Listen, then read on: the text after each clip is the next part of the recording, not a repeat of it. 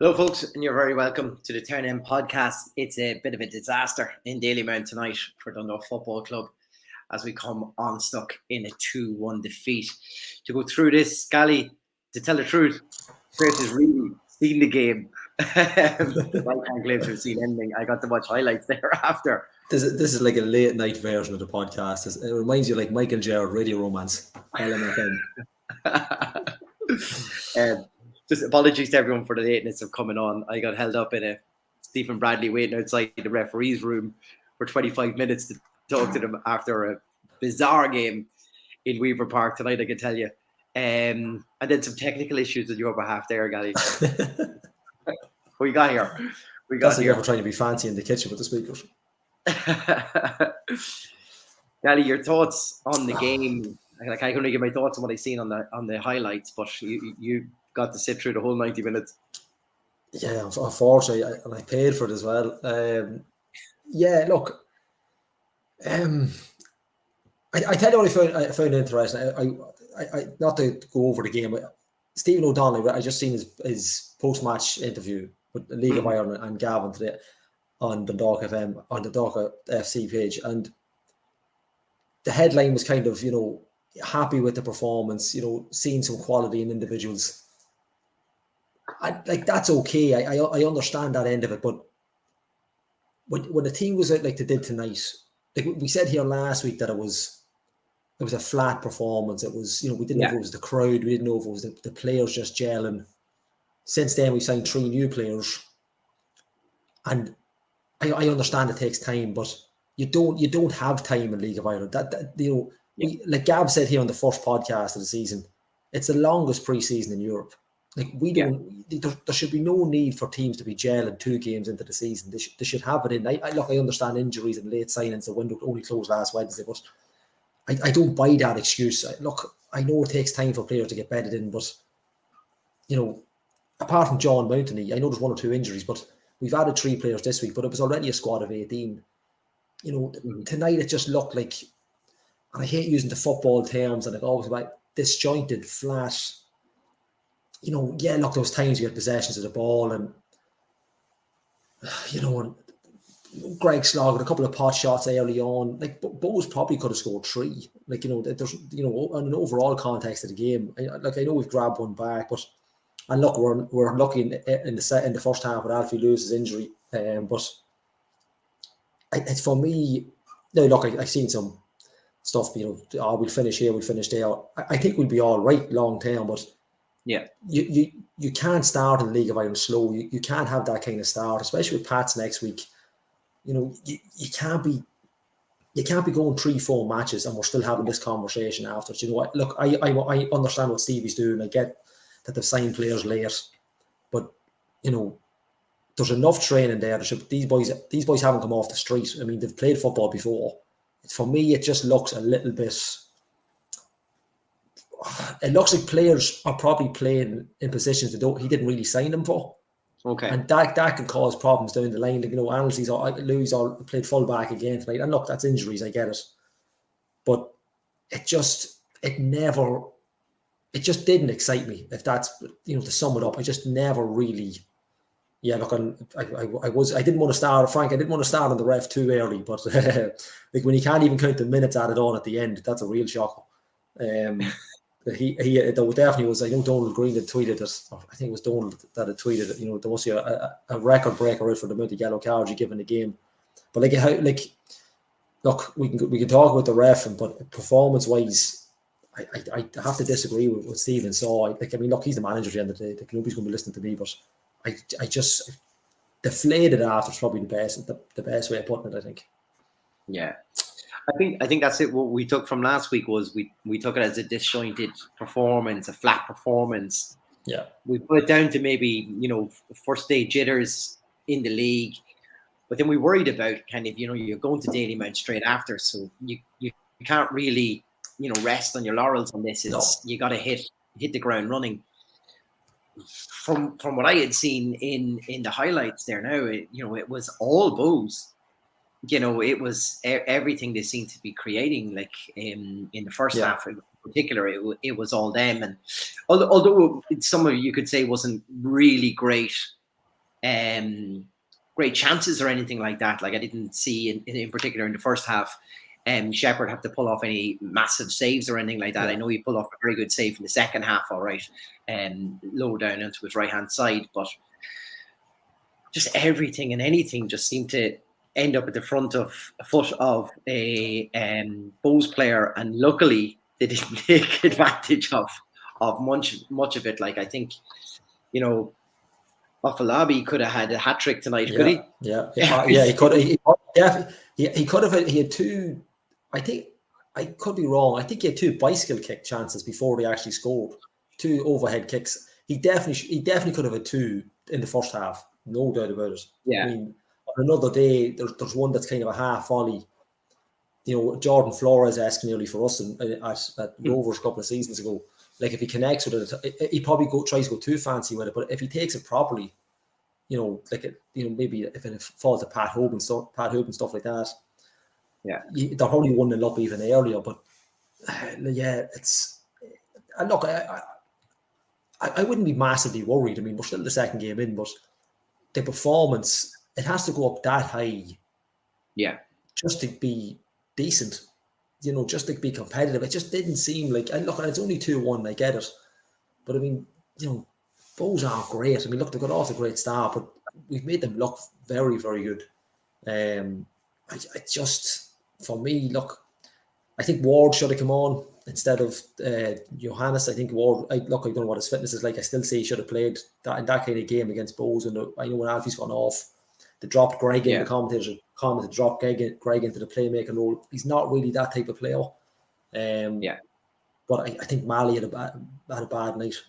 But look, I don't know if we're doing man of the match pizza, but I would say Vinny DeLuca the price of making the dough. I don't know if I bother giving them the hassle of making a pizza for anybody tonight. But look, it's rare I disagree with Stephen O'Donnell's post-match comments, but I'd have to disagree with him tonight.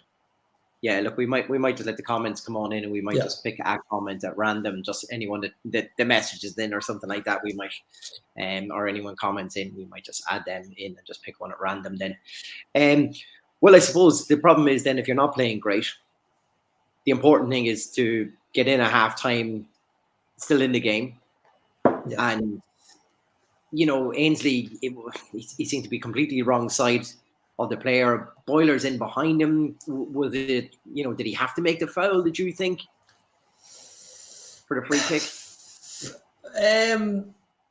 That's you put me on the spot now. 9 times out of 10, he probably doesn't. I don't know if it's just the pitch. I don't know if it's just the movement. I mean, if we take, for instance, even Dylan Connolly tonight, probably didn't have a great game, but even just to go off on him alone, he was causing havoc because they knew what they were dealing with. They knew what they'd come up against. The free kick, even if we look at like somebody, I think Frank had mentioned there the referee. Somebody else might have mentioned the referee as well. But Andy Boyle on a night like tonight probably would have been sent off. You know, that's the type of night he had. You know, for probably just being overrun. The free kick in particular, look, on more often than not, a defender probably pulls someone down there. The only problem is when you've got someone like Jordan Flores on the other team. I mean, that's 2 weeks in a row you've been hit by an absolute peach of a free kick. And I'm not sure. I didn't see the replay on it, but I think Sheps might have got his hand to it. Did he? I don't know if he did. He did, So that's 2 weeks in a row he's got his hand to it and just can't stop it. Like, you know, you can't give teams like Bows that have that in their locker that type of free kick of you know, with the likes of Jordan Flores, you know, there's certain players you don't want to give in around the box. Mickey Duffy's the same. Yeah. You know, we obviously had UCD for last week. His name escapes me. Behan. But it's just a sucker punch. And you could almost take it if it was a 1-0 and it ended like that. You can take worldly goals like that. Yeah. But the performance just never. We didn't do enough to get anything out of it. You know, look, there's a bit of a rallying in the last couple of minutes. We played 5.5 minutes of 6 minutes. That probably should have been 7. But it just never, we're just so kind of lackluster, I think is the word I used in the chat we have. So disappointing. Yeah, I think that says it. That you know, Johannes has more of an impact than probably anybody coming off the, you know, anybody on the field tonight. You know, it's crazy in a way, but I think Greg Sloggett started decent, but then once Alfie Lewis and off, he was dropped back in, and it kind of killed the game for him, in my opinion.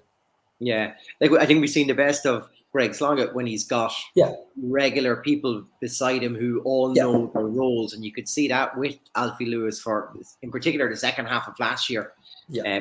I thought he played incredibly well, but he knew he was drilled. He knew exactly his role in that team. When sometimes we see him push further up, it's sometimes just not.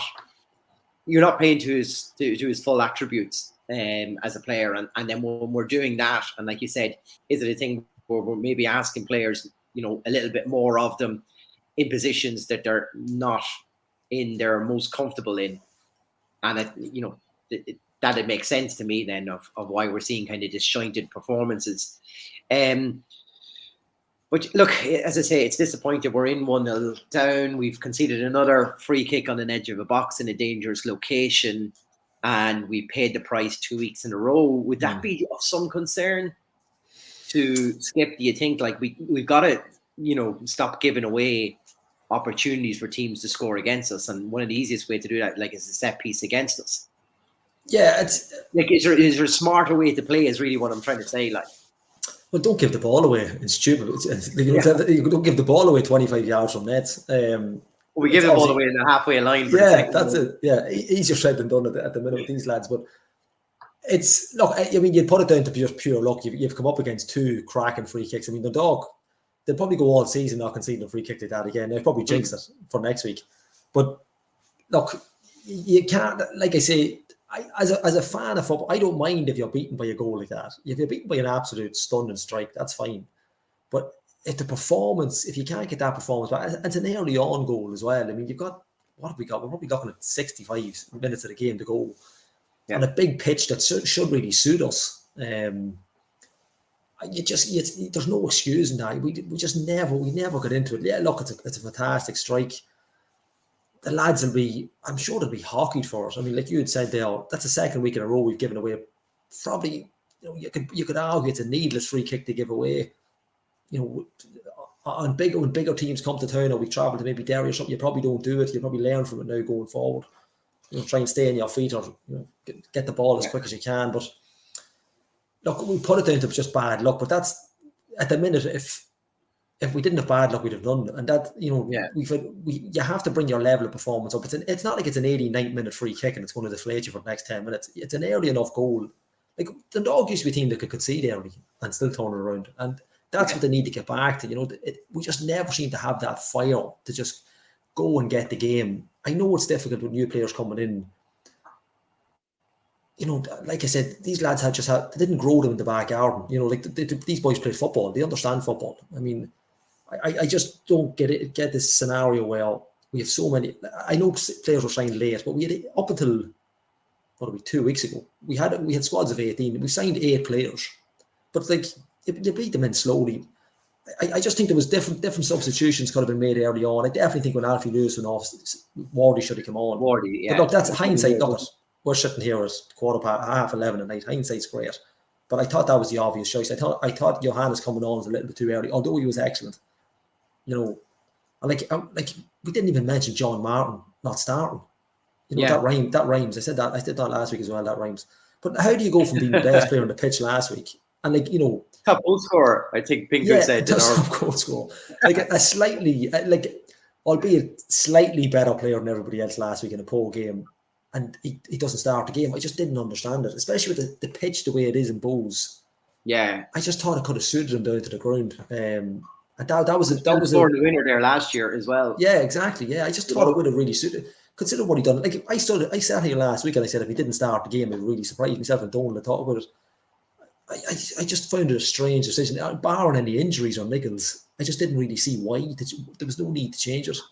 Yeah. But look, it's combined. I'm not saying that's the cause of it, but I do think that if we were looking at certain things, like, for instance, unfortunately, Ryan O'Kane's had a poor night at the office tonight. It's rare, but he's had one. Dan Kelly's come on.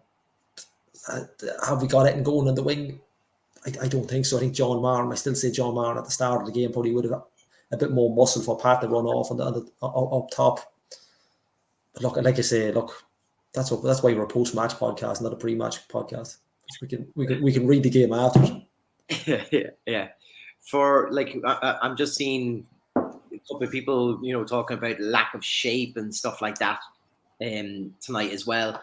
Formation wise, I heard it on commentary back from the highlights. Were we playing a 3 at the back for tonight?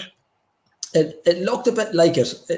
At times it looked like 5. There was actually bits and pieces that it looked like we were playing 5. That was probably three centres and 2 wing backs then. I don't know if it's set out like that, but there was times, I don't know if it was just Dylan Conley was overrunning the wing backs, but it looked like we did have 3 at the back because there was so much space on Louis' left-hand side. It looked like he was playing left of a 3 rather than left back. But there's a lot of space getting down the side. And like one player in the League of Ireland you don't want running at you is Dylan Conley with the space. Yeah. Now, look, I'm not saying he's an outstanding game, but you got to cater for people like that. But it looked a bit. Look, we go back to Greg Sloggett. Like you'd mentioned there, Greg Sloggett's great in a 3, but it has to be ahead of a main CDM. He can't play in that role on his own. If you like, Malley and him wouldn't complement each other. Whereas, Stanton himself, down when we had those linked up, that was a decent setup. Yes. Obviously, you've got Robbie Benson hasn't played either, but yeah, it did look like 3 at the bar, but it looked like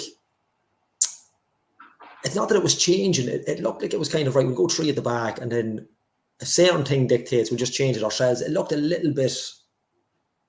It just wasn't working. There just wasn't enough covering the 3 lads at the back, and that's what happens when Alfie Lewis went off. He was making a tick, and in fairness to Alfie, he probably went underrated against UCD as well. Some great passing, but when that player goes off and you don't replace him, like Johannes has come on, having not played in the league. I was just so shocked Wardy never made a start, or it didn't come on at that stage. But yeah, it's hard to kind of break it down when you're. Like we laughed here, not laughed, but we had mentioned that Declan Devine Bowes team were going to be really tough to beat. Yes. We didn't expect them to go out and dominate the game.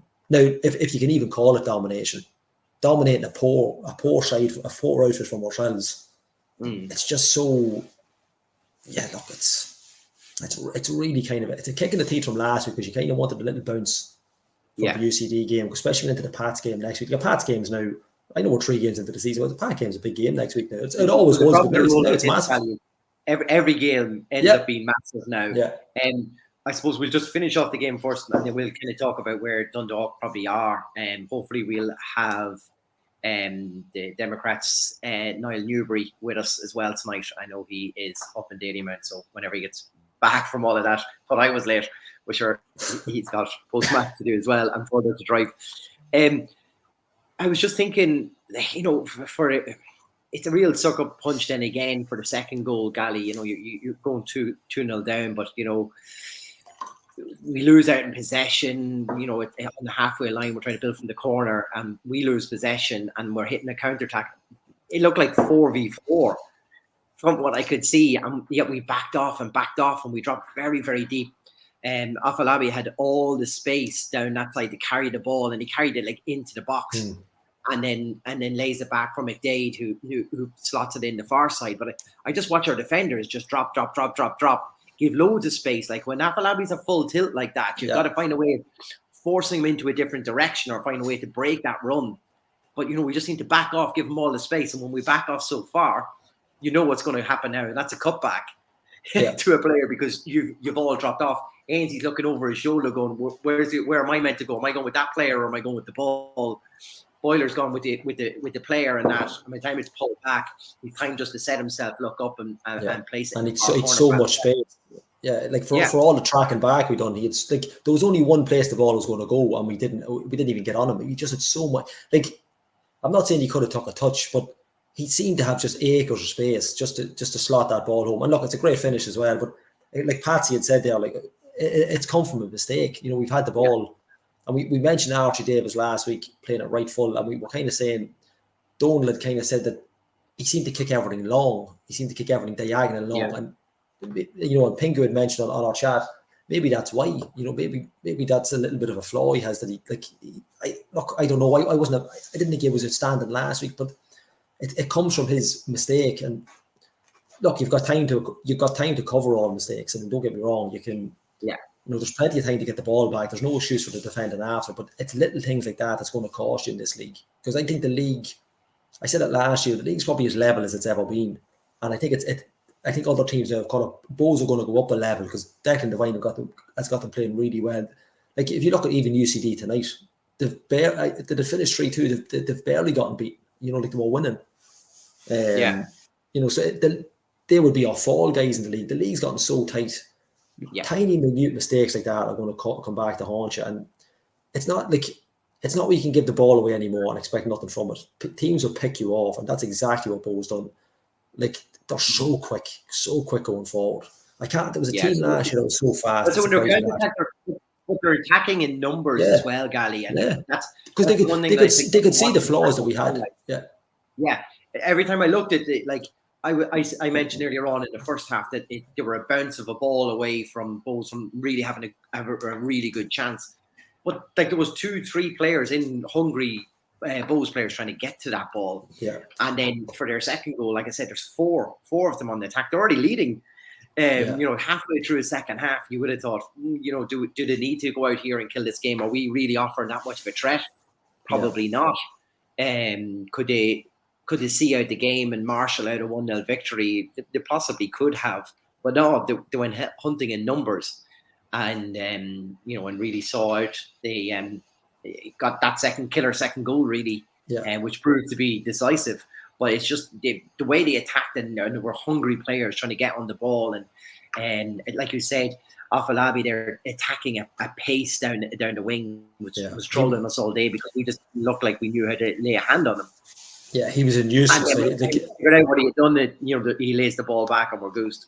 Yeah, like I don't know what the stats are for who was fouled most in the game, but he's got to be up there. They got at him. Like it reminds you of when Pat, if people try to foul Pat Hooban on games, you're trying to foul people that are going to cause you the most damage. And he was outstanding. A really, really good signing.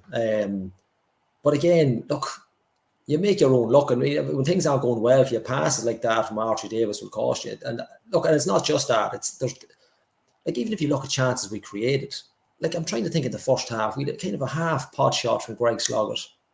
Yeah, 1 or 2 decent corners. After that, I mean, obviously we've had the goal, but even the goal in Oriel Park probably doesn't go in because there's a mad old bounce on that end of the pitch in Dalymount that probably gives the ball an extra foot. Yeah. But look, that's the pitch is the pitch. You got to make do what it is. But you give the player the benefit out for having the bravery to take on the shot. Oh, absolutely, yeah. Like that's it. Yeah, and it's a kind of a twisting scenario from what I said. If it fell to Keith Ward, does he take it on from there? Probably not. He probably tries to play it in a 1-2, and it might end up different. Player come into the league brand new, fresh, takes a chance, and it goes in. But apart from that, we never really seem to threaten them. We never seem to, look, there's a bit of a rally in the last couple of minutes, but we never seem to really get at them enough that they were worried, I think the commentator had said the two centre halves were playing together a couple of weeks at I think he'd said that. Like you just signed one of them there. And that's the difference. Like we've done the same, but they're just not on the same page, whereas it's just worked for Bows tonight. I take nothing away from Bows. Look, it's the same as UCD last week. They were excellent. They deserved everything they got. And unfortunately, we deserved everything we didn't do. And it's just, look, it's only 2 games in. Look, we don't want to be calling it, but I just find it frustrating that we kind of pinpointed early in the podcast when Gav was on that Stevie made these decisions, pinpointed these players, doesn't sign players that aren't going to, do everything they can. And I don't doubt that they will, but there's 1 or 2 maybe that really need, like even the physicality of it. I don't know. I don't remember. Like Greg Sloggett had a tough tackle in the first half, kind of out on the left as they were looking at the camera. After that, I don't really think anybody really got stuck into anyone as such. Obviously your boilers, they will do it because they're well used to it. But the lads just seem to be kind of like, that's okay. You can do that if you've got all the ball, but you got to get stuck in games, and your strength and conditioning. You got to look at that and how physical you are. I think in midfield we got to get that right. And look, I'm hopeful it'll come. No doubt it'll come, because the way Stevie had spoken after the game, he's more than confident. And look, you got to back whatever he's saying. That's what he's there for. But for me, I just thought it was a poor night at the office. I think the disappointing thing is when you watch the tail end of Bo's match last week against Cork, when Cork put them under pressure, you know, it showed Talbot was making mistakes back then. The defence was making mistakes. Paul Crowley was on co-coms with Adrian Taft tonight in Drogheda, and we were chatting about what we thought for the Dundalk game tonight, and we were saying, if we just put them under pressure, early, put Talbot under pressure, the defence is automatically going to think of. Do you remember at the end of the Cork game when we were buckling and we allowed the other team in? That would have started seeping back in for them. But actually, in reality, what happened is we were the one who sat back and let them play. Yeah. And they dictated the whole game bar, the last 5 minutes and whatever wasn't added on then for additional time then as well. It's a complete opposite of a game plan you would have thought that you would go with for that, because you would highlight when Cork put Bows under pressure last week, they couldn't handle it. They didn't have the players to handle it. They buckled. Talbot made a mistake. He was running into his own defender before that. They were at 6s and 7s. But now, when Declan Devine gets them back on, he'll say, okay, if we take away that short little stint against Cork, and we had how well we played down in Turner's Cross, we got their goals ahead. Now look how well we played here in Dalymount against Dundalk. There's a lot to build on for them.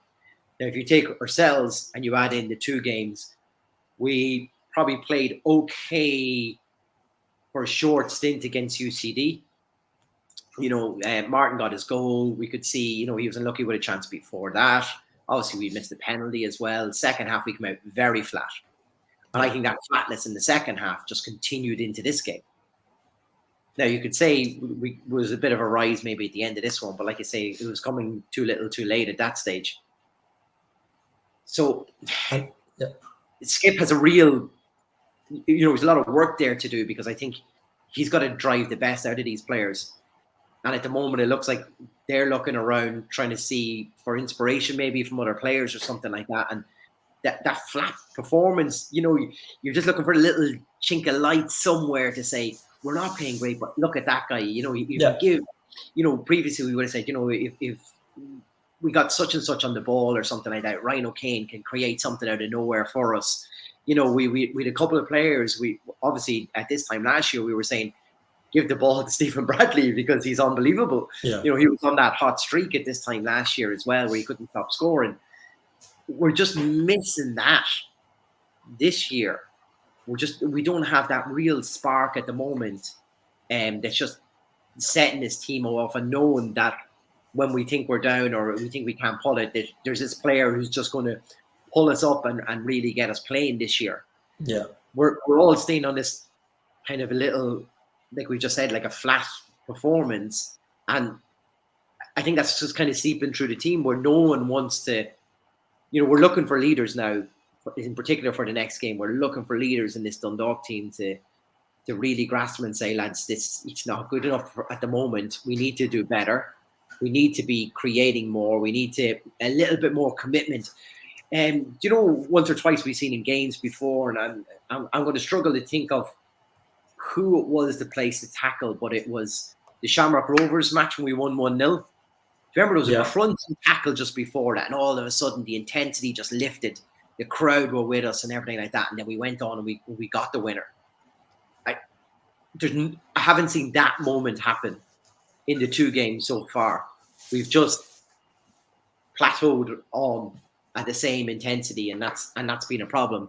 And we're watching other teams, UCD, when they had to ratchet it up, when they could see there was an opportunity that we hadn't killed them off in the game. They went for it and stayed in the game, hung in the game, and got the equaliser, and were a credit probably at the end of the day last week for their draw.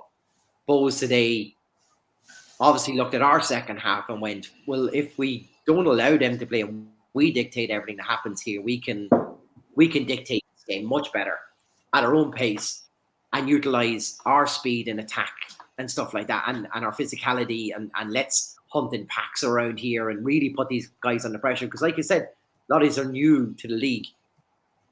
They're probably not used to the physicality of a lot of it if they're coming from, playing Premiership 2 or under 23 football, it's a big difference stepping up from underage into senior football. And maybe that's what we're seeing. It's just taken them a while. The physicality of playing senior football in a rough and tumble league like this. And I'm not saying that we're a kick all around them sort of a league, because I think we've moved massively away from that. But we're now into that. If you continue to give an opposition a chance to put you out of a game, that is what's going to happen now. You have to play your way into a match. You can't wait for an opportunity to come along. You have to force the opportunity these days, and that's the way the league. And it's great to see, because that increases the intensity of the whole league. And I think that's what we're missing. Yeah, it's just somebody to unlock something and kickstart this team, because I just think we're just plateauing through games, and and the thing is, it's not like we don't have those players. That's the thing. They're there. Like, we have the Ryan O'Kanes, we have the Keith Wards, Pat Hooban in full flight, Robbie Benson. I know Robbie's injured, but these players in full flight are lethal. Even John Martin. Like, I'm still in shock John Martin hasn't started that game tonight after last week. I just thought he would have had such an impact. And then, Johannes looks like a real good threat. Like, he seems to, maybe he's brought in to maybe to play in that Keith Ward role. I don't see him as a sitting midfielder. I think he is somebody that can play in and get the crowd excited, like you said. The worrying thing is that, are they afraid to do it?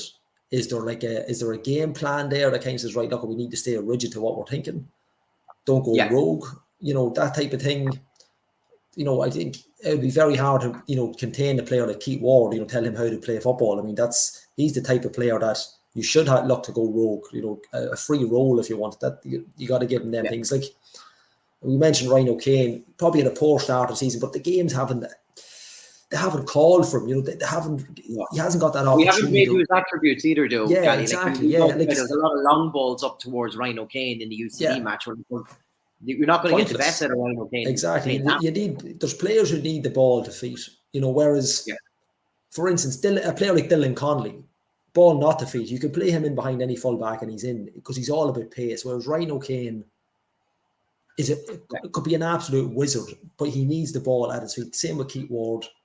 Patrick McElhenney through the years, Mickey Duffy. Like, you wouldn't play Mickey Duffy over the top all the time. You got to get the ball to their feet, and that's I would agree with you on that. But the good thing about that is we have the players for that. It's just utilising it now in game. We just need to get ahead of the game. We just need to get a good start on Friday night. Yeah. Well, look, another person who did get to see the game and was in Dalymount tonight is the Dundalk Democrats, Niall Newberry. Niall, you're very welcome to the pod. How are you? How are you, lads? All good? Great to be back. Even night. Yeah, well, great to be back till you had to sit through that performance, I'm sure. Niall, I suppose give us your thoughts on the game overall. Yeah, it was. I'd be lying if I said it wasn't another disappointing night at the office for Dundalk. It's two weeks running now. We've kind of been in the same kind of boat. I mean, last week, I know you guys had said it on the podcast as well. You kind of put it down to early, maybe first night jitters. Yeah. You can't really use that excuse tonight. Do you know what I mean? Like, I know I appreciate that there was 3 new players brought into the team or who were in the squad, but it just didn't click at all from minute 1 to minute 90. It just didn't seem to click for Dundalk tonight, and they were on the back foot for pretty much the entire game. Like Bohemians fully deserved the 2-1 win, and if anything, to be honest with you, on the balance of chances and overall play, 2-1 probably, if you've been truthfully honest, probably flatters Dundalk just to some degree. The goal, obviously, the late goal we got was a super goal, but I mean, look, it's a bit early to be at that stage, isn't it? Pardon? It's probably too little, too late, because our performance didn't warrant anything back in the game. Like, so absolutely, when you get it, Chris, you can't rally behind that goal. Absolutely, Chris. Too little, too late is the absolute best definition of that. I mean, it'd be hard to argue for any Dundalk supporter that Bohemians didn't fully deserve that. I mean, it was just such a lethargic, sort of flat, disappointing with the crowd that Dundalk brought as well. 450 people travelling up in what was actually a surprisingly cold night tonight in Dalymount. So Yeah, Stephen O'Donnell, we've obviously very little you can really say about it. I mean, he was quite deflated, as you'd expect, but I mean,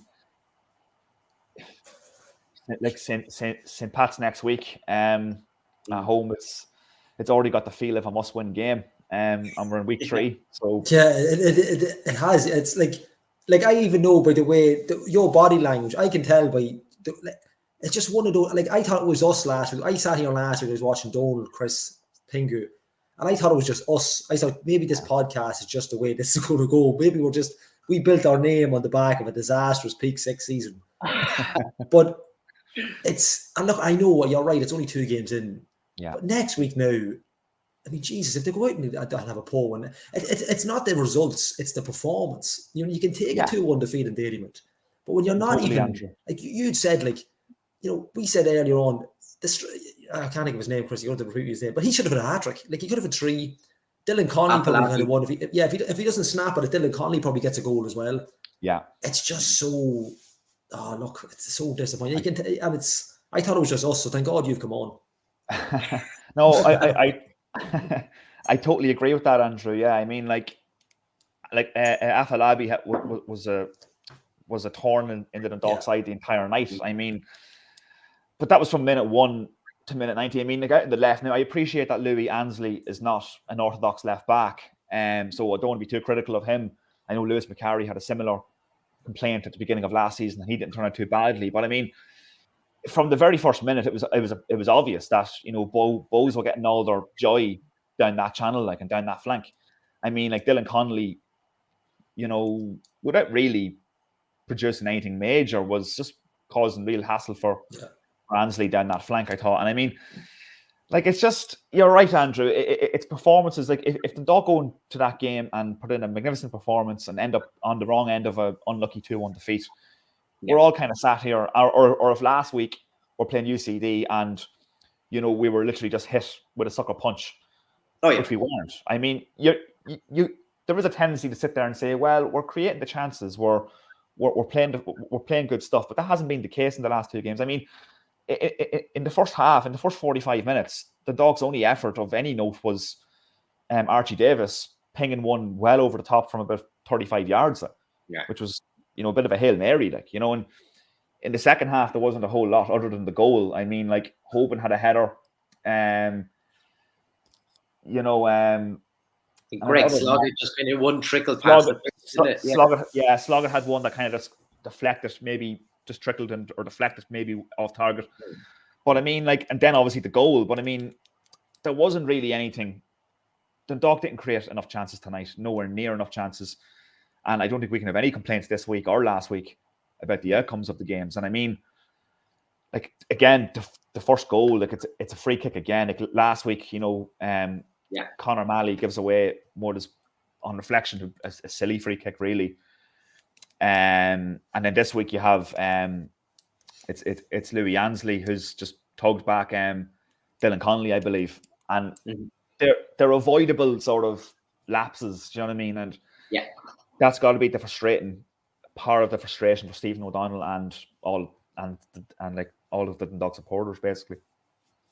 Yeah, Niall, just before you come on there, we were just talking about really the performance tonight reminded me of the second half of the UCD match. We weren't really creating any. It was a very flat-looking performance. No, not one player really, pulled his socks up and just went, you know what, I'm going to do something better in this case. We can't just coast through this game. And it looked like that same way of playing just went right the way through this match. Yeah.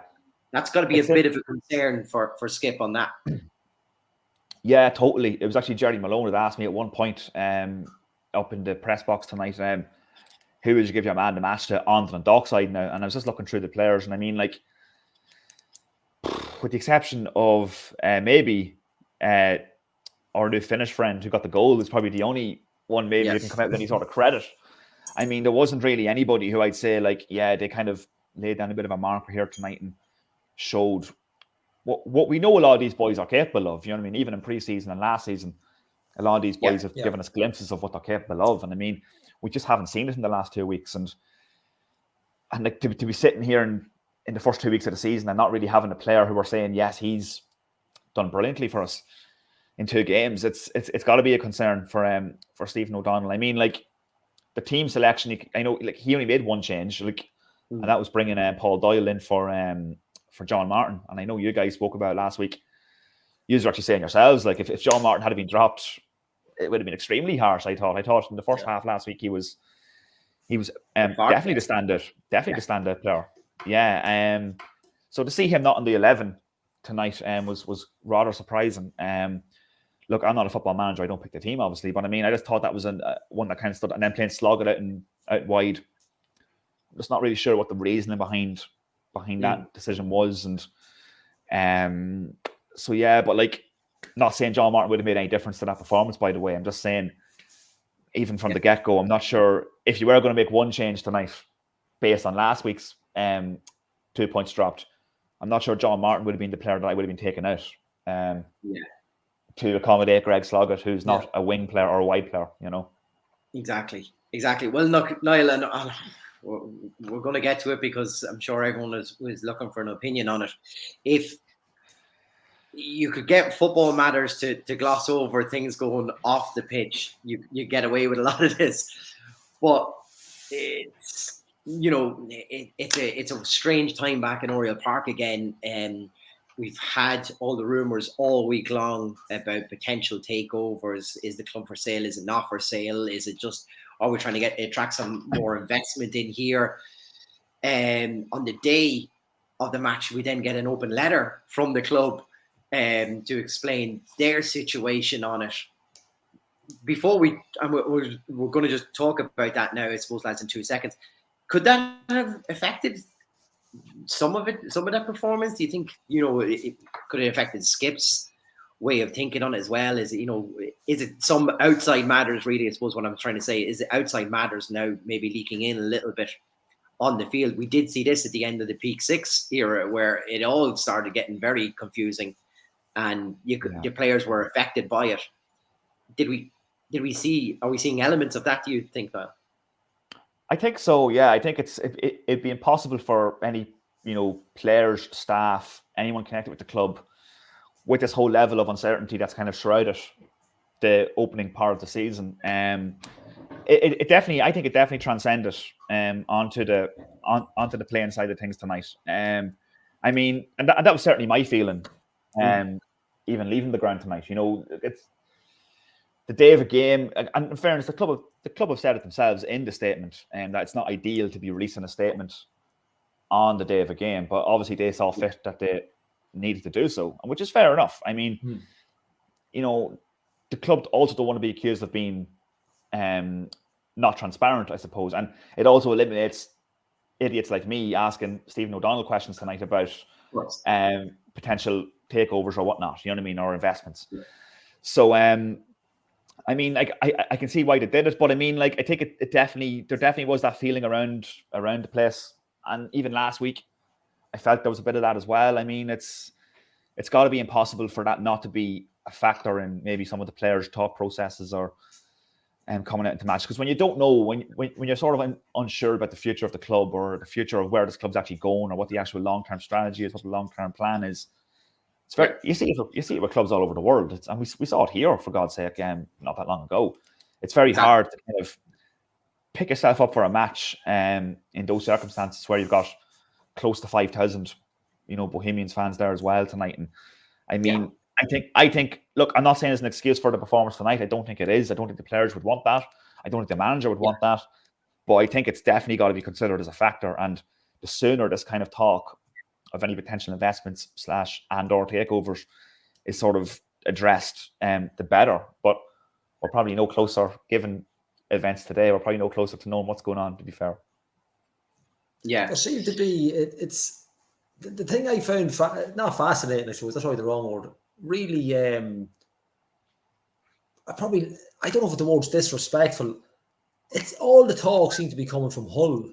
So it seemed to be their chairperson saying X, Y, Z about the and I think that was more frustrating for people. If there had been, you know, something coming out of Oriel maybe, and for fans, look, they would have been annoyed anyway. But it seemed to be, what was really frustrating about it was that he was doing all the talk and saying, "Oh, this 70%, whatever it is," and then you've got Liam Senior talking about how it would be great for a feeder club, and it just all coming from that end. It was like almost like, we've got more money, we're going to buy you. It was almost like, we're going to buy you if he's like it or not, because you just need the money more. It was really strange. Yeah, it's an interesting one, Andrew. I mean, like, I think in fairness, like, that's probably part of the reason why the club wanted to make that statement ASAP, because it was in the English media last night, where the Hull City manager had been speaking about it, actually. And in fairness, he's probably just been asked questions about it, and he's given his thoughts on it. I don't think he's meaning to be disrespectful himself per se, but I mean, like, it is an interesting one. I mean, like, and then you got the Hull City representatives in Inchicore tonight, because apparently they're also seeing Shelbourne as a potential. They also wanted. Well, of course, didn't Shelbourne have themselves lined up for the Southampton partnership? Yeah, which fell through over the Neil winter O'Riordan. Yeah, so Niall Newberry, who was actually at the game in Dalymount tonight, had reported that these guys also wanted a stake in St. Pat's. We're told we're kind of given short shrift on that one. Dundalk has obviously come up for them. I'm not sure what's going on there at the moment. And now suddenly they're looking at Shells as a possible alternative if the Dundalk thing doesn't work out for them. I don't know. And obviously there's been a lot of this has grown lots of legs now. And obviously a lot of stuff came out this week about finer details of potential of what Hull City's actual intention might be. And I think that's part of the reason why the club probably saw fit to actually make that statement today and just get it out of the way to avoid any maybe unpleasantness over the weekend or from newspapers coming out next week or whatever, just to avoid any sort of. But then again, like, having read the actual open letter, I mean, like, it doesn't really answer any major questions, like, you know what I mean? It doesn't. Yeah. It sort of leaves a lot more questions than it actually answers, like, in some respects, and we're still none the wiser on what the actual intention is here and what the actual what's actually going to happen here with the club, because it'd be interesting next Tuesday night now with the at the 1903 AGM. I'm sure it'll be a topic of discussion. I understand the club are also going to do an in-house interview with Sean O'Connor that day as well, so maybe there'll be a lot more information on what's going on based off those two events. But I mean, it's very much up in the air. And then you're reading in the statement today, there's more, 1, 2, possibly even 3 investors that they're strongly considering. Now, I know one of those is believed to be a United States based group. So, are they from Chicago? Maybe. I don't know if we could. Bill might be coming back for round 2, but at the end of the day, like, you just don't really know. And like, also, like, it has to be considered as well. Like, we don't know, like, the takeover is a strong word as well. Like, when Peak Six came into the club, way back when, I mean, like, that was a 100% complete takeover of the club. There's nobody really saying that this is going to be the same. I mean, like, this, like, in fairness, like, a football club, if it is just an investment or a bit of support or a bit of a partnership with a Hull City, for argument's sake, it's not unusual for clubs at all levels of the game, in all leagues, be it the Bundesliga, the English Premier League, La Liga, Serie A, to be looking for investment on a continuous basis. And in fairness to Sean O'Connor, Alan Clark, and the ownership, they've been quite transparent in that regard. They've always said, like, we will try and do what's best for Dundalk FC and try and get investment if needs be. So, for argument's sake, if one of the things that they've come up with in the last 12 months is we need to sort out Oriel Park as a facility, they're probably looking at their own situation and saying, well, we can't actually take that on. Like, we just won't be able to do that and keep a team on the football pitch that's actually competing to any kind of degree. So maybe they're saying, maybe in that regard, outside investment could be needed. Is that what Hull City's intention is? I don't actually know, but I mean, that's just a thought process, maybe. There's also the factor as well, if there's three different groups that the club are considering, I mean, like, you have to understand that, like, there's not essentially one entity that owns Dundalk FC at the moment. So you've got Stat Sports, Andy Connolly, Sean O'Connor and Alan Clark, Andy Connolly as well. I mean, like, one party might want option A, another party might want option B. So, you know what I mean? Like, it could get a bit messy in that regard, and what the actual intention is. So if somebody, for argument's sake, is taking a 70% stake in a club, which was reported this week, that's quite a significant chunk of say in what's going on. So where does that leave the head coach? Where does that leave the staff at the club?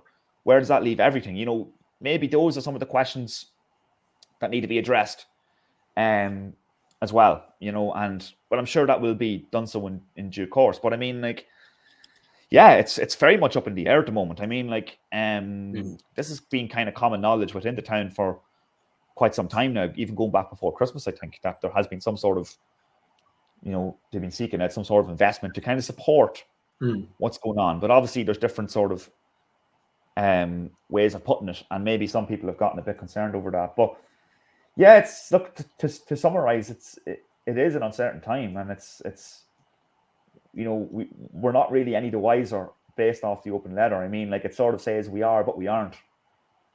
That's kind of what it screamed to me when I read it. And I don't mean that as any disrespect to what the intention was. I mean, that's just kind of my own personal viewpoint when I read it at lunchtime today.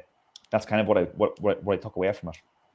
Yeah, I think on there's, sorry, Chris, I think there's two trains of thought.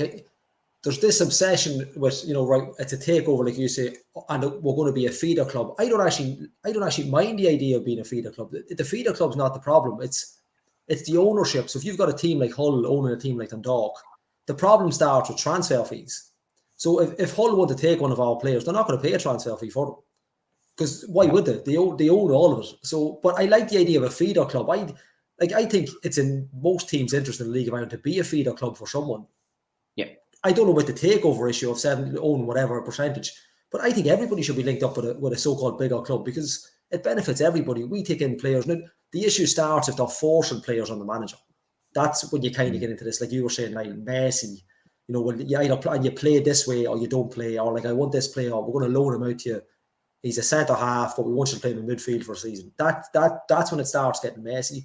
But as an idea of a feeder club, I don't actually mind that idea. Like, you know, I don't think it belittles us. I think, now, you'd like to see a feeder club for, like, you know, Villa, Chris, you know, or something like that, or United. You know, Hull wouldn't be the high aspirations, but, like, you know, I don't mind the idea of a feeder club. It just gets messy when there's dual ownership, owning two clubs, the same chair. Like, we had a situation, I don't think I dreamt this. I think the guy that owns Nottingham Forest owns Olympiacos. Is it Olympiacos in Greece? And Forest tried to buy a player from Olympiacos and they wouldn't sell him. So he sacked him and then signed him for Forest himself. Like, you don't want that type of stuff. Like, you don't want that interference on it. And that's the only issue I would have with something like this. But look, it's one, they need to decide that, you know, they need to kind of piss off art. That's probably the best and dark expression I can use on it. Yeah, and I think it's based off that, Andrew. I mean, like a lot of that kind of goes back to our own sort of trauma from the last ownership before the current ownership, that is, where, like, you did have a chairman who kind of was literally only one step away from installing a phone in the dugout, like, you know, in terms of picking the team and stuff, you know, and that's interference. And I mean, like, that makes any head coach, any manager's job virtually impossible. I mean, exactly, so as you're saying, if it was Hull, for argument's sake, came in and you got to play this young player, he mightn't be good enough. Yeah. But you're going to play him because he's our asset. Yeah. And you're going to play him and you're going to be pleased about it, kind of thing. That's not going to be of any benefit to Dundalk. No. Now, there's nothing to say. There's nothing out there from what we know to suggest that will be the case if this was to go through. But you do have to ask the question of what actually is, and I know I just spotted one of the comments there, like, you know, what is in it for Hull City and these owners? I mean, like, they're probably not coming into the League of Ireland for the good of their health. You know, is it a Brexit thing? Is it are they basically just, you know, instead of cleaning money, you're basically cleaning players, like, you know what I mean, essentially, in one regard. So, I mean, you could have a scenario where our two biggest assets at the moment are probably arguably Nathan Shepherd and Ryan O'Kane. So are they going to be jetting off the Hull at the end of this season if anything happened, with no questions asked? The fee that would be involved in those players, where does that go? I mean, like, that's when it becomes very, very tricky and very sort of confusing for a lot of the Dundalk supporters. And I mean, I think that, coupled with the trauma that's still felt by the previous foreign ownership, is naturally going to cause a lot of concern. And I'm sure the AGM on Tuesday night will be a very interesting meeting point, because we will get the we will get the gist of what the supporters club are actually thinking of this. Have they been consulted in any way, shape, or form about this as well? Is another question that needs to be asked. You know, we talk about keeping the club in the community and keeping people posted on what's going on. Has there been any sort of collaboration or communication within the supporters, the 1903? So I'm sure that those are all things that will be discussed come Tuesday. I mean, like, nothing's been signed off yet, nothing's been completed yet. That's what we do know. But there's definitely something possibly in the pipeline. That's also what we know, and that's going to cause perhaps a bit of anxiety and stress within the Dundalk support. I think the 1903 have timed this AGM perfectly. They've done very well. Part of a master plan. It's almost like the one where we nearly had Bill Hull's eyes on a big screen at the first one. So always a good time for an AGM. Yeah. So Frank just said that the 1903 has not been consulted on anything there. So it'd be interesting just to get the supporters feeling, and of course the current board that's there as well, the committee, should I say, it's in place. You've touched on it already, Niall. You've talked about investment, that that the owners have been searching out for investment over the past while anyway, to try to bring Dundalk Football Club to a next level. And they've, in the open letter, they've stated different areas that they feel is key areas for growth within Dundalk Football Club. And, they're talking about community involvement, and then on the field and then off the field stuff, then as well, including Oriel Park. You mentioned it there as well, with previous stuff with Peak 6. And that was one, like I said, ownership model, a complete buyout of an ownership model. Or us as fans, like we're going to have to make a decision here. Like, if we keep going as we're going with the boys, and with the current ownership model that we have, we're not going to be able to bridge the gap with, if you're looking at Shamrock Rovers and Derry City and what they have in financial backing. Also, we can't match those two in what we see in the facilities off the field either. So how do we do that leap in?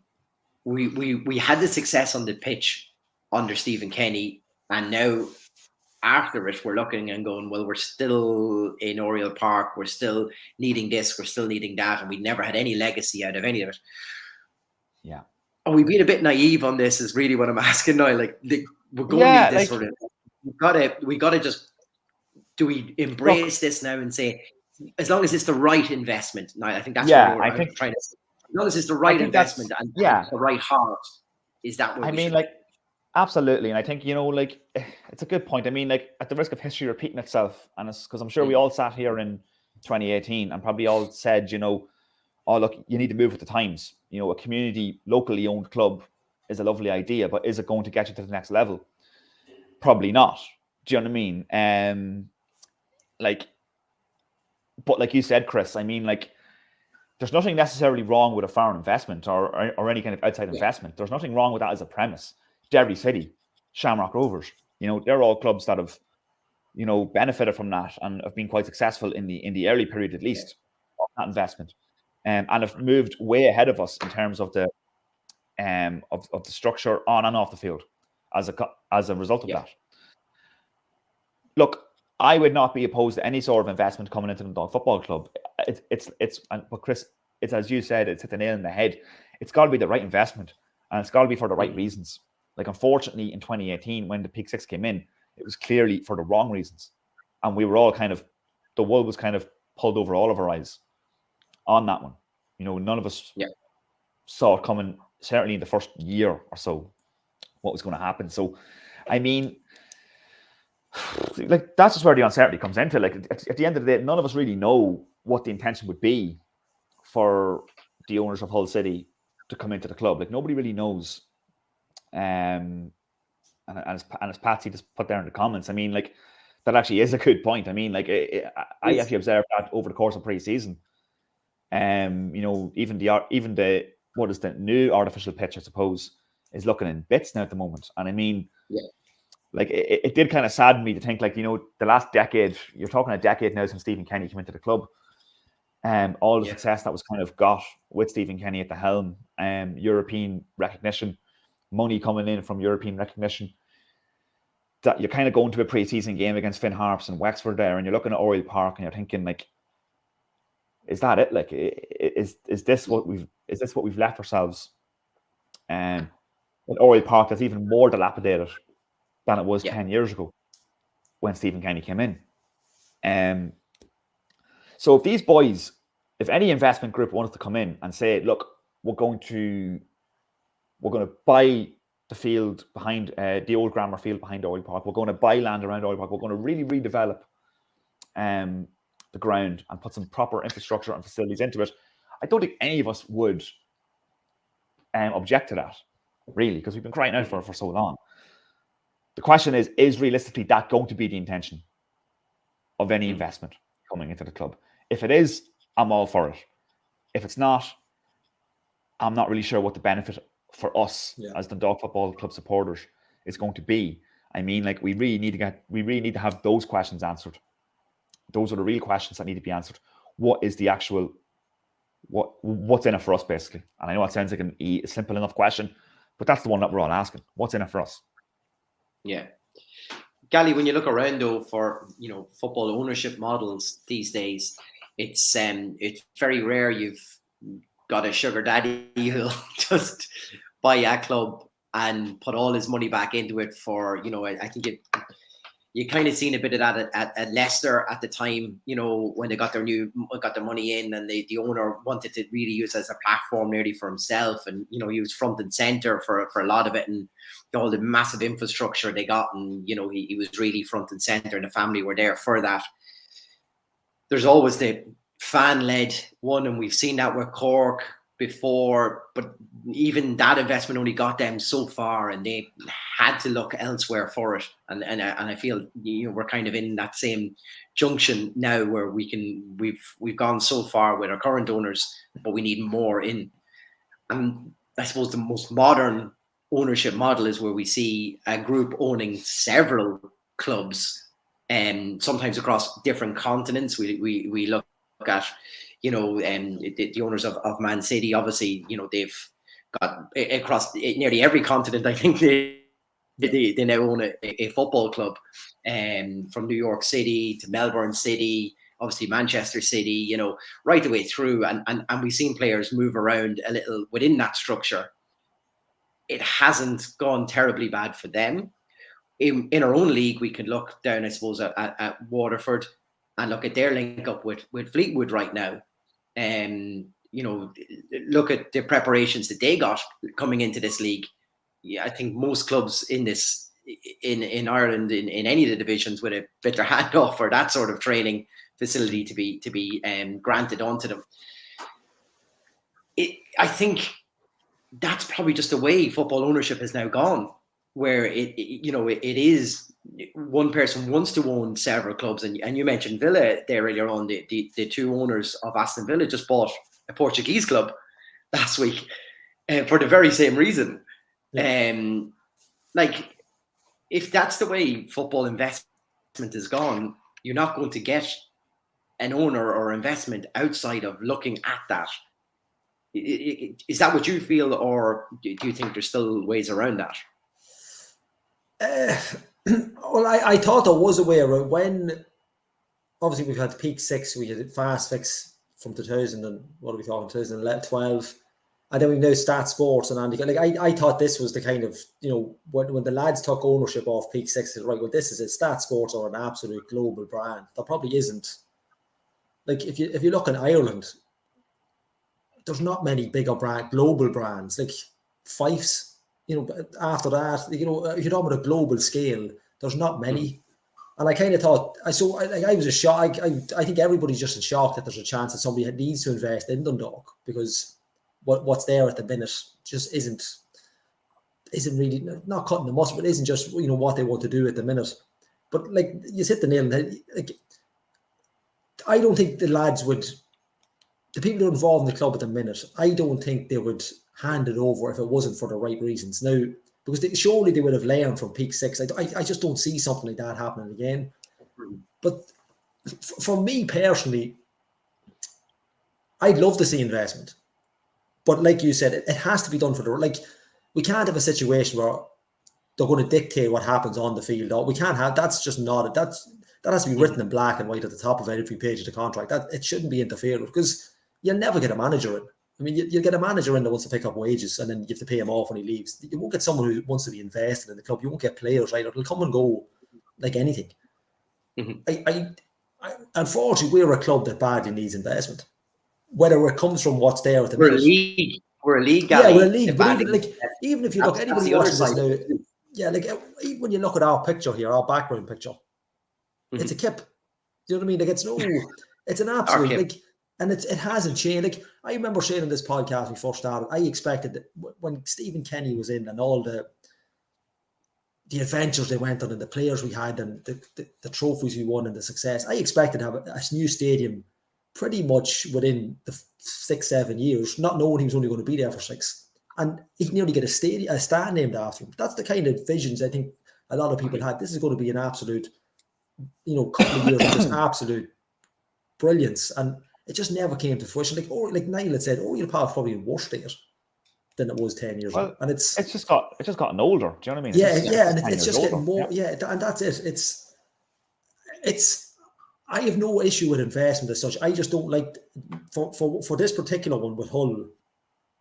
When you read up on it and this thing of I didn't like the manager coming out. I know, look, he's been asked a question. Yeah. I don't like this idea of saying, well, I can just sign, if we can sign a player here, he doesn't get a game with us, we just send him out to Dundalk. You don't want that. You want players who are picked by the manager of Dundalk. So look, we need a player here. We need a right back. We need a goalkeeper. We need a striker. Who have you got? I want to have a look at them. You can't be just sending boys over and say, look, deal with him, play him. We need 90 minutes off him every other week. That's once they start interfering, that's what the problems start.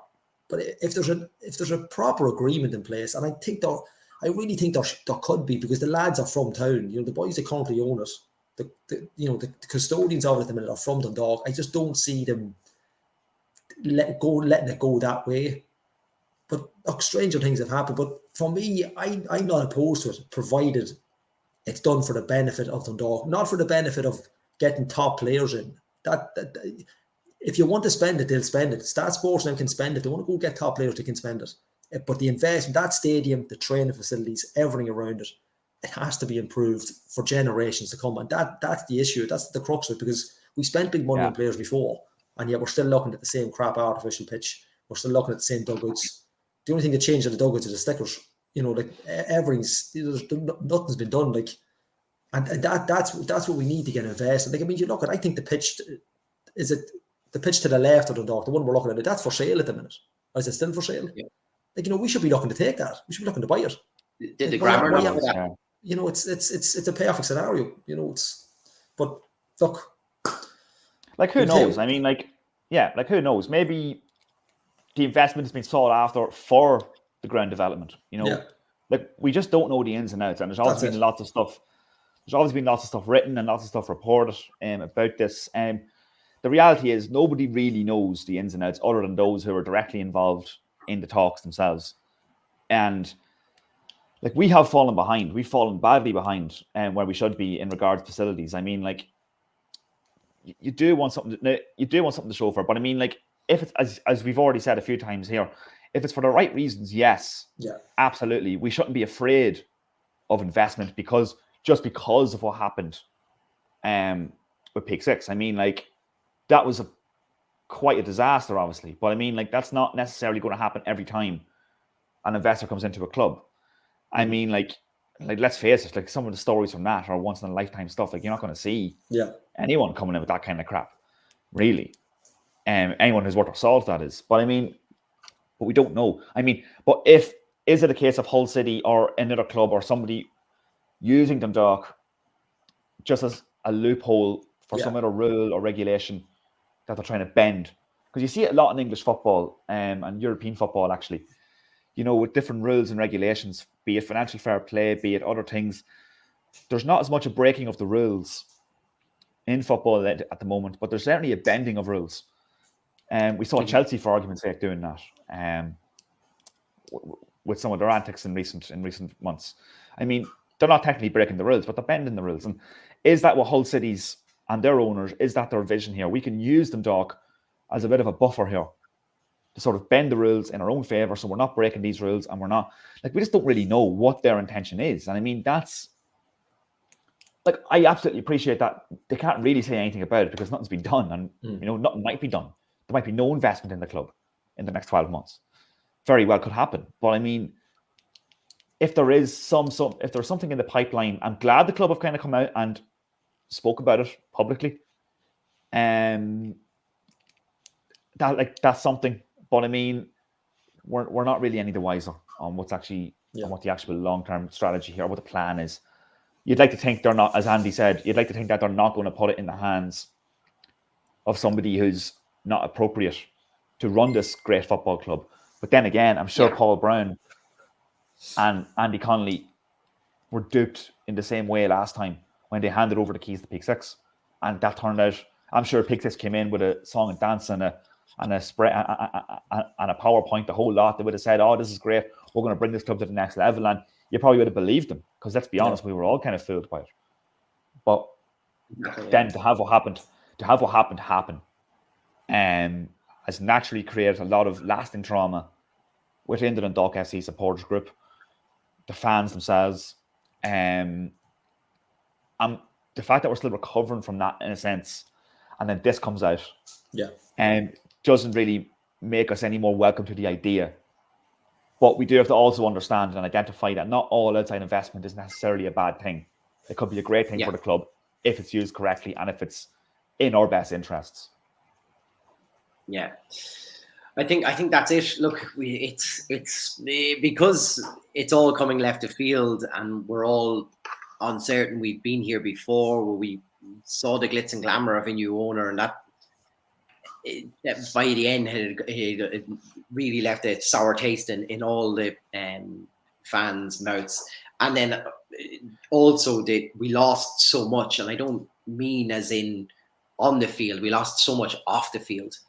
We lost the community connections and everything else. That the club, to be fair to them, and you know, the Stat Sports lads and Andy Connolly, they've worked very, very hard, I think, over the past while of bringing those connections back, and that goes to show when you've got over 3,000 people coming to see an opening fixture against UCD. That tells me of where this club is still embedded in the community, and that's the real key part that I hope that look at. Part of this probably lands in the feet of the FAI too. Like, when potential new investors come in, are we back checking these guys? Are we checking to make sure they are the right people that we want investing into this country? And those sort of checks should be done as well as what the owners then agree to sell on as part of this investment in. You know, so there's a lot of layers to this, and I think that's the learning that we should take as a whole country on a lot of this. I think Brexit has created a new football environment in this country, and you guys just mentioned it. It's a bending of rules now that these clubs are trying to get around that. So with ownership of a European club, now they can potentially bring in other European players under the ages of 18, no problem, and they will make their way to the main club out of all of this. So look, I can see why we become attractive, and we wouldn't obviously cost as much as other European clubs might do as well. So look, it's a balancing act that I think we have to play right. I suppose the other part of it that I'd be worried about, that I've just realized, is if we drag our heels on this and they're up having a look at Pats or, you know, or Pats or Shells, depending on wherever we assume it was Shells, does that investment just go to another club? And we've missed a boat. That's it, yeah. Well, this is it, yeah. Like, you know, because obviously there's that worry as well, because we've seen other investment go into other clubs in here, and they are coming out better from that. And if we fall even further behind, I'd worry about that too. I'm sure Stevie has done amazing work in attracting new players into Dundalk Football Club this year, because I'm sure, like both of you have mentioned, Oriel Park can't be an easy sell to say this is where you're going to be playing your football. You could sell it on the passion of the fans and the community around you. But from what you're seeing in the facilities there, that's not going to drive you as a player to want to come and play for Dundalk Football Club.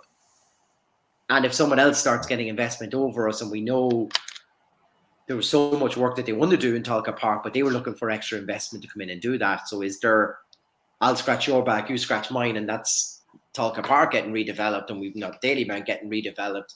We've got Finn Harp's new development happening then as well, the Donegal Community Stadium. There's a lot of developments happening. We've got a new stand, obviously, in Tallaght Stadium, and where, I used to always say there was a level of where worse grounds were, and you could always put Ballybuffet in there. You could probably always put United Park in there.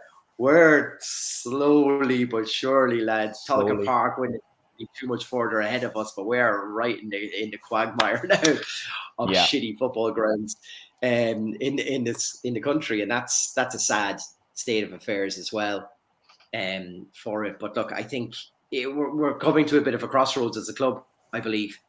And it'll be interesting to see what way we go, because it's got legacy. This is going to have legacy behind it one way or the other. Yeah, totally. And it's just like you just said, do you know what I mean? It is that legacy, and what legacy it does leave. Do you know what I mean? Like we have fallen behind facilities wise, and we are going to fall further behind. I mean, for all we know, the remit of this whole Hull City or unnamed English club, whoever it might be, takeover is maybe the ground itself, and maybe that's why the outside investment is being sought. So I don't think we should be as cynical, maybe, without knowing all the information about the actual basis of this investment / takeover or whatever. Look, I guess we just wait and see is probably the best answer to it. I mean, we're all kind of scratching our heads the last few weeks, trying to work out what it is the hell is actually going on. And there's obviously more than one group that are interested in investing, so that adds more confusion and more uncertainty, of course, because you don't know because all three of those groups are going to have different intentions, you'd assume. What I will say is the guys from Hull City who are in Inchicore tonight are obviously very keen on investing in a League of Ireland club for some reason. I just hope those reasons are pure and genuine, and not just for some sort of loophole or use us as some sort of, nearly a player laundering sort of outfit. So let's see how it goes. Yeah. Look, as I say, I think I'll be there 1903 meeting this Tuesday, so it's a nice timely one. And look, I think, like you just said there, Niall, I think us as fans, we're all in the same boat on this. We're all fearing with jeopardy that another ownership goes pear-shaped, but at the same time we need some sort of investment into this club to really, like, imagine, you see that little stand. I mean, you were right opposite it today, the mono stand in Dalymount. How did that look? And imagine what that could look in the town end. It's funny you mentioned that. I was just saying that to myself, you know what I mean? I mean, like, that is not something that even requires major investment, to be fair. Do you know what I mean? Like, that's a temporary stand. And like, yes, okay, it's a temporary stand, but it just looks better. And Bows were able to flog more tickets for that game tonight. As 450 capacity in it, was that right? Yeah. So I mean, like, and I think there was 4,500 at the game itself, which is bigger than any capacity they've had, because they've been one of the clubs that's actually been frequently turning people away at the door, which is a bizarre thing to think about in League of Ireland circles. But I mean, like, and that's not even necessarily down to the demand. That was down to the lack of facilities to accommodate supporters, and they seem to have, like, at least temporarily addressed some of that. I mean, the stand looked okay. It didn't look like something you'd seen in the new camp, don't get me wrong. Well, it just looks better. It looks better than an empty car park or a patch of grass or a patch of grass where the town end is. Do you know what I mean? It just looks better, and it's got a nicer backdrop. You know what I mean? And it's shelter as well for supporters. Like, our away end it's quite appalling actually, in many respects. So, I mean, even little things like that, like a paint here and there, or a temporary stand maybe to make the thing look a bit more fuller. I don't know. Like, those are basic things that sadly haven't been addressed in the last 6, 7, 8 years. Like, and it's, as we've already mentioned on the show, it's just unfortunate that the legacy of the decade of success we basically had is that Oriel Park's just gotten 10 years more decrepit and older, essentially. And who knows what the future holds on it. Yeah, that's it. Look, we're on late here tonight, lads. I won't hold everybody for much later. And to be fair, there's been plenty of comments in tonight, so we want to say thanks for everyone for coming in. And there's plenty of people actually stayed on watching. We're all making sure that we're all in the same place. I think right now from a day of poor results and announcements, it's enough to blow anyone's mind. I think the other thing I'm just thinking of here, and we're talking about potential investors coming in to do all this work for us. Gally, I'll come to you first, and then Niall, I'll come to you after on this. When we started this, Gally, one thing we always said is, us as fans, we probably sat on our hands a little bit on this. Initially, we were, one of the first ones to call for some sort of a supporters club, so we all have a voice on this.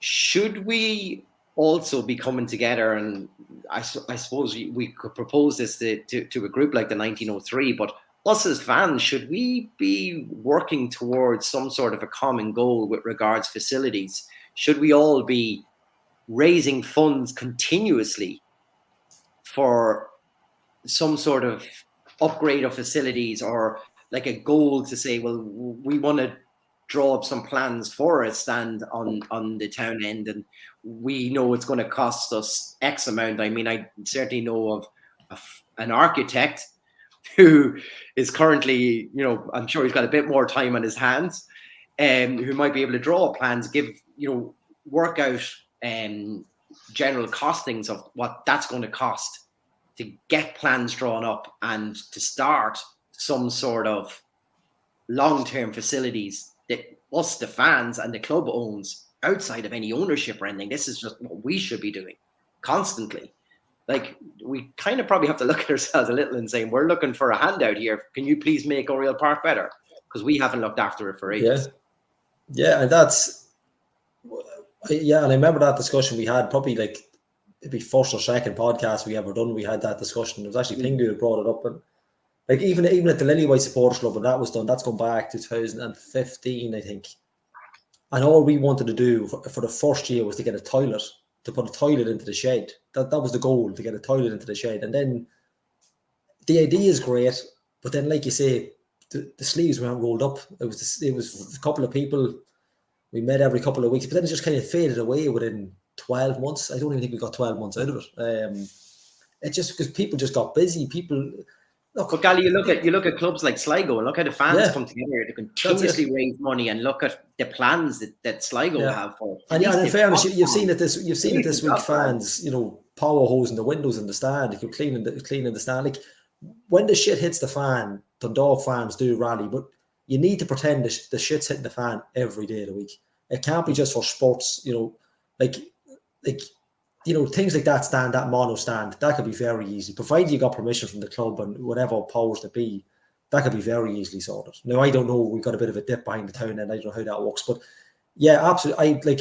It should be done a constant. Like, people overlook the likes of the programs, the goal times, stuff like that. I think it could be so much more than, like, I spoke here for about 20 minutes, half an hour at one of the very early podcasts. That laneway up to Oriel Park should be packed with supporter stalls. Packed. Like, there's no excuse for it. It should be like a carnival every time you go into Oriel Park. The Derry Hill car park, I don't know what it costs to open them gates. It should be opened. Not for cars, for like a festival hub, for fans to go in and run shops for the club, not to sell gear. Anything, coffee, tea, flags, clappers, whatever you want to sell to raise money for the club. The opportunity's there for people. It's a long walk up the Carrick Road, no matter what direction you're coming. There's plenty of pavements. There's plenty of parts you can sell stuff. It'll take a bit of work, but once you're in the rhythm of it, it's like anything else. It's the same with the Castle and Bells. people probably are mental setting up a girls' club, but once you get into the rhythm of it, it's second nature. It's a bit tough getting started, but you need people. Like the 1903 has done tremendous work, unbelievable work, and I'm sure with all the talk this week, they'll probably have more people at their meeting than they were expecting Tuesday night. But unfortunately, bad news brings crowds together because people are nosy. That's as simple as that. People gossip, and that nights like this, Tuesday night could be a really big night in the club. And yeah, the idea of supporters constantly raising funds, and it doesn't. If you're constantly doing it, doesn't take a lot of money. You can do 3 big events a year, 3 or 4 big events. It's not a massive deal. You're talking any event would probably be one night. It might take 2 or 3 weeks to run it, but it'll be one night. Whatever fundraising it is. Yeah, look, it should be the way it's done. Sligo, Bows, they're all the perfect examples of how it's done, and there's no on paper we should be bigger than them, so there should be no real reason for it. And there is plenty of people out there. There's plenty of people out there that'll help, and I think it's just a matter of giving them the nudge in the right direction. Some people might feel on the outside and stuff, but that's what the 1903 are doing, and hope the likes of Tuesday night there, with all the investment talk over the last couple of weeks, will bring a good crowd up to kind of get the ball rolling and something like that. Because at the end of the day, like I remember John Gilbin on this podcast, and owners are only the custodians. It's the fans that own the club at the end of the day. The fans are the most important element of the club. And, we need to try and keep it going as much as we can, regardless of what comes of investment or doesn't come of it. 100%. Yeah, 100%. I mean, like, that's probably one of the positives from the fallout of the Pick Six fiasco, I suppose, is that, like, we probably won't sit in our, like, and as you said already, Chris, like the AGM is probably good timing in terms of what's actually kind of happened in the last few weeks. I mean, like, I don't think we'll sit in our hands as much as we maybe did. We're all guilty of that with the Pick Six thing. We all just kind of sat there and just, assumed everything was going to be okay with this. And it was only when shit really started to hit the fan that we kind of just started becoming more reactive. Prevention's always better than... Like, a preventative approach is always better than a reactive approach when it comes to poor management or poor ownership of a club. Because we are a community-based club, even with the investment. Dundalk FC means so much to this community. It's what makes Dundalk the town it is. Do you know what I mean? It's everybody. You can't escape the football club in this town. It's quite unique, actually, in this country. Yeah. Maybe Derry and Sligo are possibly the only other places where you'd see anything remotely close to that. So yeah, I think that gets taken for granted, Niall. I think people forget. Yeah, you're from Dundalk, you forget that it is a football town. I know, look, GE is big as well. They've got a big new stadium, but it is a football town, and I think we take it for granted. Sometimes we miss it. Totally, 100%, totally. That's kind of why we ended up in the situation we were in early. Yeah, people just didn't see the issue up until very late. In the Pick Six thing. So COVID, obviously this happened during COVID as well. Then the protests outside Oriel Park, we all remember. I mean, like, but all that stuff only came after. Yeah, we knew the extent of the absolute nonsense that was actually surrounding the club. I'd be more positive, or I'm confident that the fans, the fact that there is a supporters group actually in place now. There wasn't a supporters group in place in 2018, believe it or not. So, I mean, which is kind of mad to think about it, actually. But there is one in place now. It's already established. There's a good member base in that group of the Dundalk supporters. And I mean, like, you'd like to think that they will, they'll be in the best position to sort of try and react to anything that does happen. I mean, like, and try and get, try and work. But, like, I think trying to work with any investor and work with the club itself should be the approach from the get-go. Give anybody who comes in as an investor, give them a chance to show us what they actually want to do and whether they're going to do it. It's when those promises start getting broken and when things start happening, as they did in the Pick Six era, that's when you'd like to see a reactive approach from the supporters group and the supporters club. I mean, like, so yeah, like, I'd be more confident that we won't sit in our hands and we won't be as idle as maybe we were in 2018, 19, 20. I think the fact that we are suffering from that long-term trauma of the Pick Six fallout, I think that's probably done us good, and that's probably why we're also reluctant and so standoffish or something like this is because of that. And that only comes with that sort of long-term trauma from a mess as great as it was, you know. Exactly. Guys, we're literally burning the candle into the wee hours now. We probably should call a halt to this. Thank you so much, everybody, for taking part. Thank you, Niall, for jumping on. I know you No you were problem, late lads. one in Dalymount, so we do appreciate you coming on and getting your appreciate it. comment on a couple of big points in Oriel Park this week. Thank you to everyone who was commenting in during the match. About the match, and later on, I'm gone now. Thanks as always to our sponsors, to Donald Green and Dundalk Village, which we hope to have a much bigger announcement coming in the next few weeks on something with going on there. Guy, don't give anything away. Thanks also to Player Fit, obviously, who provide our gear for ourselves. Thanks to anyone who has supported us through any of our merchandise. And to Tony's Pizzeria, of course, for our pizza giveaway. And I think, lads, we'd be doing them a disservice if we didn't give Darren Meenan our pizza tonight due to his many comments. But I also like that without the passion of the fans, the club would be nothing. They were the 12th man. So that's the comment that gets them the pizza tonight. So, Darren, look, there's a pizza on us. You can have that, pal. Come on, Darren. Gentlemen, till next week, we'll go again with this club. God only knows where we'll be. I didn't see the roller coaster happening today. It happened. So what's another week? You know, I think on the letter today it said, you know, things could happen in a few days. It might take longer. So God only knows how long of a journey we're in on this one. So I just want to say thank you again to everyone for joining us there tonight. And until next week, come on the town.